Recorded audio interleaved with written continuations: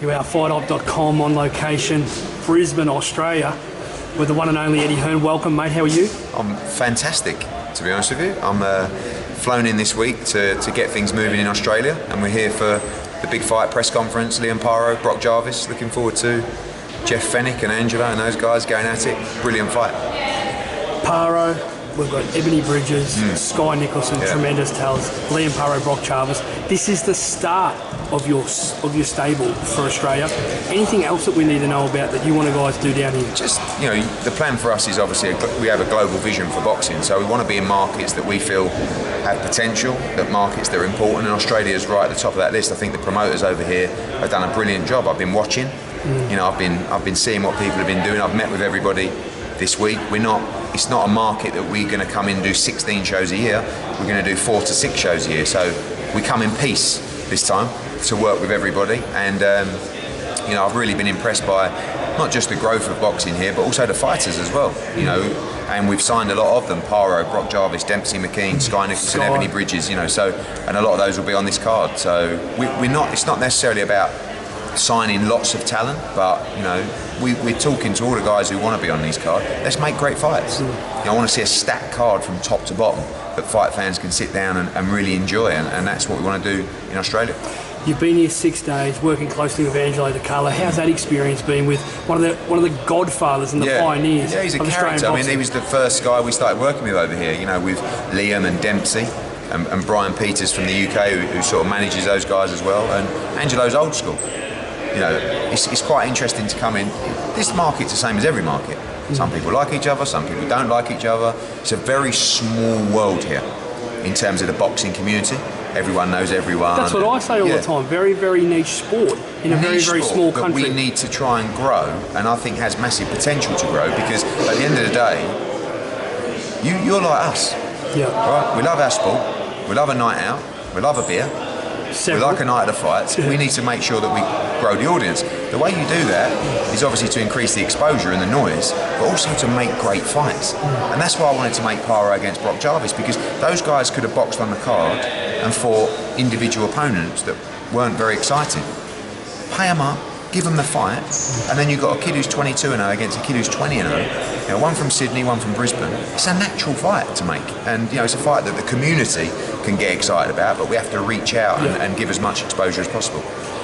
Getting on to some international stuff, you were heavily involved in this at the first negotiations of it with Kambosos versus Haney. Your take on everything that went down last week in the big Devin Haney win over our George Kambosos? Yeah, it went how I thought it might go, but probably a little bit more dominating. Devin Haney, you know, boxed a very clever fight, very skillful fight. George never got into the fight. I think he'll be disappointed with his performance, but you can't take away from the brilliance of Devin Haney as well. I think sometimes you can get ahead of yourself, you can lose yourself, and you know, I see George is such a fired up personality, and a lot of what you see is front, and a lot of what you see is him.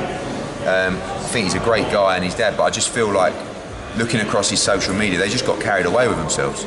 Okay. You know, rather than, I think when he went into the Lopez fight, if he's honest, he probably had a different mentality than he had when he went into the Haney fight. But for me, he has the rematch. He has to exercise it. Yeah. You know, whether they think he can win or not, you only get one shot. He's one fight away from being undisputed. It's going to be a very difficult fight. But what you can't do is miss this opportunity. Let him talk you into a warm-up fight or a step, because. Do you think that Eddie's not? If you were involved in this, is that the right thing to do next? Go straight in with Devin Haney in November? 100%, because you may never get the opportunity again.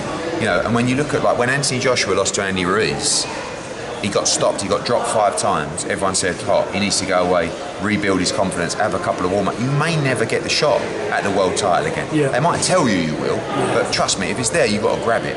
So if you're Kambosos, if he doesn't take the rematch, he's so weak. It's like an admission that I can't win the fight. And what's he going to do? Have a warm-up fight? Don't need a warm-up fight.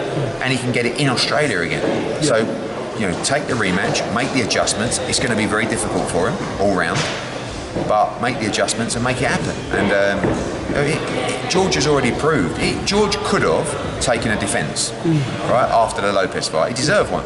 But Didn't want to do that. No, so respect to him. Yeah. So don't start changing now and going, I'll have an easy fight. You don't need an easy fight. You've got to switch it up, change, and try and find a way to beat him. Be difficult to do, but you know, he should definitely exercise that rematch. What does he do different? You know, you promote so many fighters, you advise, you manage. What does he do different in order to beat Devin Haney? I mean, Devin has a fantastic jab. You know, sometimes with these fighters that are slick, you know, the criticism with Devin will be that he's boring, right? He's just very good, you know, but... And you knew that because you said that. Of course, and I believed he'd win the fight.